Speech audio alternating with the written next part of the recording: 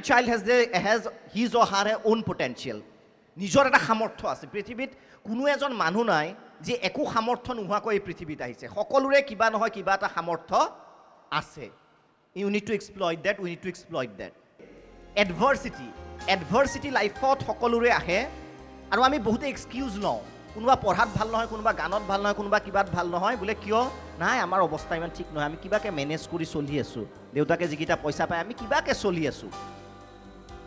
গতিকে আমাৰ ইয়াক ক'ত সুবিধা দিব পাৰিম those are the excuses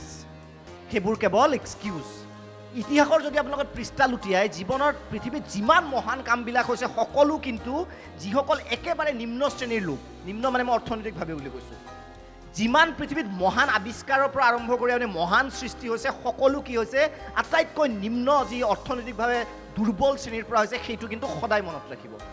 জে.কে. ৰলিঙৰ নামটো বহুতো শুনিছে নাই জে.কে. ৰলিং নুশুনিলেও হেৰি পটাৰৰ নামটো শুনিছে হেৰি পটাৰ সিৰিজটো লিখিছিল জে.কে. ৰলিঙে আৰু যেতিয়া জে.কে. ৰলিঙে হেৰি পটাৰ লিখা আৰম্ভ কৰিছিল তেতিয়া তেওঁৰ জীৱনৰ আটাইতকৈ কঠিন সময় আছিল সেইখিনি সময়ত তেওঁৰ বিবাহ বিচ্ছেদ হৈছিল আনকি জে.কে. ৰলিঙৰ খাবলৈও পইচা নাছিল যেতিয়া তেওঁৰ খুব খং উঠে জীৱনটোক লৈ বিৰাট হতাশা হয় তেওঁ কিবা কিবি লিখি থাকে মানে ফেণ্টাসি কথা অপ্ৰয়োজনীয় অবাস্তৱ কথা কিছুমান তেওঁ কি কৰিছিল লিখি ৰাখিছিল আৰু পিছত যেতিয়া সেইখন কিতাপ আকাৰে ওলাল পৃথিৱীৰ অন্যতম বেষ্ট সেলিং বুক হ'ল হেৰি পটাৰ যাৰ ওপৰত সিৰিজৰ পিছত সিৰিজ চিনেমা বনোৱা হ'ল গতিকে ইনস্পিৰেশ্যন সদায় যেতিয়া এডভাৰ্স লাইফত আহে সেই তেতিয়া কিন্তু ইনস্পিৰেশ্যন যোনে লৈ গ'ল সি আগবাঢ়ি গ'ল আৰু যোনে নোৱাৰিলে সি কিন্তু ৰৈ গ'ল গতিকে সিদ্ধান্ত আপোনালোকৰ হাতত যে আগবাঢ়ি যাবলৈ দিব নে পিছুৱাই ৰ'বলৈ দিব ৱৰ্ল্ড ডিজনীৰ নামটো শুনিছে নে ডিজনীলেণ্ডৰ নামটো শুনিছে ৱৰ্ল্ড ডিজনীয়ে এখন পেপাৰত চাকৰি কৰিছিল পেপাৰত চাকৰি কৰি এদিন এডিটৰ ইন চিফ যিজন থাকে যিগৰাকী থাকে তেওঁক মাতিলে বোলে ৱৰ্ল্ড এইফালে আহাচোন বোলে ছাৰ কি হ'ল বোলে তুমি কালিৰ পৰা অফিচ আহিব নালাগে বোলে ছাৰ কিয় বোলে তোমাৰ সৃষ্টিশীলতা ক্ৰিয়েটিভিটি একদম নাই you are the most uncreative person I have ever seen গতিকে তুমি কালিৰ পৰা ক'ত আহিব নালাগে আমাৰ পেপাৰত কাম কৰিব আহিব নালাগে ৱৰ্ল্ড ডিজনীয়ে সেই বিষয়টোক কেতিয়াও নিৰাগভাৱে লোৱা নাছিল যে তেওঁৰ বিশ্বাস আছিল যে মই পাৰিম আৰু পিছত খুপে খুপে আগবাঢ়ি গৈ পৃথিৱী বিখ্যাত এমিউজমেণ্ট পাৰ্ক আটাইতকৈ সৃষ্টিশীল বস্তু পৃথিৱীৰ ডিজনীলেণ্ডৰ গোটেই প্ৰতিষ্ঠা কৰিছিল কোনে ৱাল্ট ডিজনীয়ে কিন্তু সেই ৱাল্ট ডিজনীক একদিন পেপাৰৰ এডিটৰে ওলাই দিছিল যে তোমাৰ সৃষ্টিশীলতা নাই সৰু আৰু সাধু দুটা আছে এজন কাৰ্পেণ্টাৰ আছিল কাৰ্পেণ্টাৰজনে খুব ধুনীয়া তেওঁৰ হাতৰ শিল্প ইমানেই ধুনীয়া যে গোটেই বিশ্বত তেওঁৰ প্ৰশংসা আছিল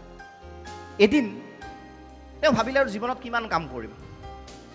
আৰু নাতি পুতিৰ লগত খেলা ভাল তেওঁ মালিকক আহি ক'লে যে মালিক মই ৰিটায়াৰমেণ্ট ল'ব বিচাৰিছোঁ মই আৰু কাৰ্পেণ্টাৰী নকৰোঁ মালিকজনৰ অকণমান দুখ লাগিল যে ইমান বছৰে আটাইতকৈ ভাল যিজন নিপুণ কাৰ্পেণ্টাৰ সেইজনে যেতিয়া চাকৰি এৰি যাব ওলাইছে তেওঁ ডেফিনেটলি বেয়া লাগিল তথাপি ক'লে এটা কাম কৰা মোৰ এটা লাষ্ট অৰ্ডাৰ আছে বোলে ছাৰ কওক কিহৰ অৰ্ডাৰ বোলে মোৰ লাষ্ট এটা তুমি ঘৰ বনাই যোৱা গোটেই ডিজাইনটো তুমি কৰা তুমি যিহেতু বাকী কামখিনিও কৰা এইটো তুমি এছাইনমেণ্ট 3 মাহত কমপ্লিট কৰা তাৰপিছত তুমি যোৱা কাৰ্পেণ্টাৰে কি কৰিলে বোলে ঠিক আছে ইমান দিন যিহেতু কৰিছোঁ আৰু 3 মাহ কাম কৰোঁ এইবাৰ কিন্তু তাৰ কামত মন নবহিল যে কাৰণ 3 মাহ আছে সদায় এদিন দুদিনকৈ বাট চাই আছে পাৰ কেনেকৈ কৰিব লাগে ঘৰটোত সি ডিজাইনো ভাল নিদিলে খুব মজবুতিকৈও নবনালে মানে মাইণ্ডত এটা ৰিটায়াৰমেণ্ট আহি গৈছে মূৰত যে মই আৰু কাম যিহেতু 3 মাহৰ পিছত নকৰোঁ তেওঁ ভালকৈ ঘৰটো নবনালে এই গজাল চজালবিলাক খুব দুৰ্বলকৈ তেওঁ আচলতে দিলে ৱালবিলাকত বা য'ত কাঠত ফাৰ্নিচাৰত দিব লাগে এদিন ঘৰ কমপ্লিট হ'ল তেতিয়া তেওঁ ক'লে যে মালিক মই আজি যাব ওলাইছোঁ আজিৰ পৰা ধন্যবাদ আপুনি মোৰ জীৱনৰ ইমান বছৰ মোক ভৰণ পোষণ দিলে মোৰ পৰিয়ালক দিলে আজি মই যাব ওলাইছোঁ তেতিয়া মালিকজনে ক'লে ৰ'বা ক'ত যোৱা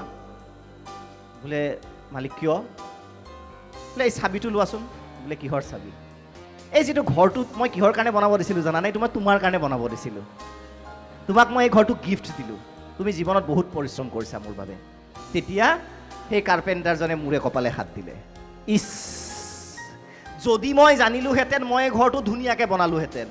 যদি মোৰ বুলি ভাবাহেঁতেন মই আৰু ডাঙৰ ইনফ্ৰাষ্ট্ৰাকচাৰ বা ইয়াত ডাঙৰ আচবাব দিলোহেঁতেন মোৰ বুজি যদি জানিলোঁ মই চিলিংখন ভালকৈ দিলোহেঁতেন যদি কাৰ্পেণ্টাৰৰ এই যদি আৰু ইছত গোটেই ৰিগ্ৰেটত লাইফটো ৰৈ গ'ল এতিয়া মই কি কৈছোঁ ছাত্ৰ ছাত্ৰীৰ বাবে এইটো কিয় ইম্পৰ্টেণ্ট যিসকলে ছাত্ৰ ছাত্ৰী ইয়াত আছে আজি তেওঁলোকে পঢ়ি আছে তেওঁলোকে বেলেগৰ বাবে পঢ়া নাই, এইটো তেওঁ ঘৰ বনাই আছে যিদৰে সেই কাৰ্পেণ্টাৰে বনাই আছিল। আৰু এই ঘৰটো আজি এটা শাৰী যদি পৰিছে তেওঁৰ ভৱিষ্যতৰ কাৰণে সেইটো কামত আহিব। গতিকে ভৱিষ্যতৰ তোমাৰ ঘৰখন কেনেকুৱা হ'ব, ভৱিষ্যতৰ তোমাৰ ঘৰত কি কি থাকিব, ভৱিষ্যতে তুমি কি হ'বা, ডিপেণ্ড কৰিব আজি তুমি গোটেই ঘৰৰ যিটো বুনিয়াদ সেই বুনিয়াদটো কেনেকৈ নিৰ্মাণ কৰিছা। জিম কেৰী হলিউডৰ এগৰাকী খুব বিখ্যাত অভিনেতা, হলিউডৰ খুব বিখ্যাত অভিনেতা। তেওঁৰ দেউতাক চাফাই কৰ্মী আছিল, কিন্তু তেওঁৰ সপোন আছিল যে মই হলিউডৰ এক্টৰ হ'ম। তেওঁৰ ঘৰত আৰ্থিকভাৱে যথেষ্ট দুৰ্বল আছিল, তেওঁলোকে ঘৰতো নাছিল, ফুটপাথত তেওঁলোক বসবাস কৰিছিল। কিন্তু কেৰী এটা বস্তু চিয়'ৰ আছিল যে মই হলিউডৰ এক্টৰ হ'মেই, সেইটোত মোক কোনেও বাধা দিব নোৱাৰে। ঘৰৰ অৱস্থা একেবাৰে বেয়া, যিটো আমি সাধাৰণতে খুব কমপ্লেইন কৰোঁ যে মোৰ ইটো নাই সিটো নাই, ল'ৰাক এইটো সুবিধা দিব নোৱাৰিলোঁ, ছোৱালীটোক মই এইটো সুবিধা নাপালোঁ। একাংশ পিতৃ মাতৃয়ে খুব ডাইলগ এটা দিয়ে যে মই তহঁতৰ নিচিনা পোৱা হ'লে মই কি হ'লোঁ হয় ঠিকেই নাই। গতিকে মই ভাবোঁ যে সেই এক্সকিউজটো জিম কেৰীয়ে কি কৰিছিল তেতিয়া, এখন চেক বিচাৰি পালে আৱৰ্জনাৰ মাজত। চেকখনত তেওঁ লিখিলে 5 কোটি এটা এমাউণ্ট লিখিলে। চেকখনত লিখিলে যে নিজৰ নাম লিখিলে pay to Jim Carrey, amount কিমান 5 কোটি টকা, for his appearance in the movie, for his acting in movie বুলি চেকখন লিখিলে। সৰু জন কেৰী তেতিয়া 11-12 বছৰীয়া, আৰু চেকখন সি লুটিয়াই নিজৰ পাৰ্চত ভৰাই থ'লে। সদায় ৰাতিপুৱা উঠি জিম কেৰীয়ে সেই চেকখন উলিয়াই চায় যে 5 কোটি টকা সি পাইছে জীৱনৰ প্ৰথমখন হিট চিনেমা কৰাৰ বাবে। সদায় ৰাতিপুৱা এবাৰ জিম কেৰী উলিয়াই চায় সেই চেকখন, আৰু তাৰপিছত লাহে লাহে লাহে নিজৰ দিশে আগবাঢ়ি এতিয়া one of the finest actors of Hollywood is Jim Carrey. মই আকৌ কৈছোঁ ছাত্ৰ ছাত্ৰীসকলক বিশেষকৈ, যদি কিবা এটা হ'ব বিচাৰিছা, মই কোৱা নাই যে পকেটত লিখি ৰাখিবা মই ডাক্তৰ হ'ম, সদায় উলিয়াই চালা ডাক্তৰ হৈ গ'লোঁ, আৰু পিছত নহ'লে দীপক শৰ্মাই বৰ লেকচাৰ দিছিল ডাক্তৰে নহ'লোঁ দেখোন, সেইটো ডেফিনেটলি নহয়। সকলোৰে যেতিয়া এইম থাকে, মই কি কৈছোঁ পেশ্যন আৰু তাৰ প্ৰতি আগবাঢ়িব লাগিব। আইনাৰ সন্মুখতে যোৱা, কোনোবা যদি ডক্তৰ হ'ব বিচাৰিছে নিজকে ডক্তৰৰ ৰূপত কল্পনা কৰা, কোনোবাই যদি ছিংগাৰ হ'ব বিচাৰিছে তেওঁ 5 মিনিটছ 5 ছেকেণ্ডছ ৰিয়েলাইজ কৰক যে মই ছিংগাৰ, মোৰ আগত হাজাৰ হাজাৰ সমবেত জনতা, মোৰ সন্মুখত হাজাৰ হাজাৰ সমবেত জনতা। গতিকে যিটো এইম বান্ধি লৈছে, মই কাগজৰ টুকুৰাই দি জিম কেৰীয়ে কাগজৰ টুকুৰাত লিখি সদায় তেওঁ ৰাতিপুৱা চাইছিল যে মই হলিউডৰ এক্টৰ হ'ম,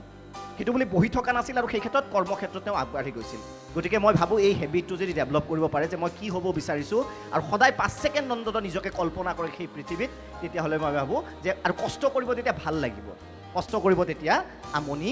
নালাগে। Again thank you so' much for giving this opportunity. ভাষণ নিদিলোঁ, মোৰ জীৱনৰ অভিজ্ঞতাসমূহ মই শ্বেয়াৰ কৰিলোঁ। যদি ইয়াৰ মাজত কিবা লেকচাৰ দিয়া যেন হৈছে মই ক্ষমা বিচাৰিছোঁ আপোনালোকৰ সকলোৰে পৰা, আৰু thank you so' much again Sudarshan Public School. Thank U.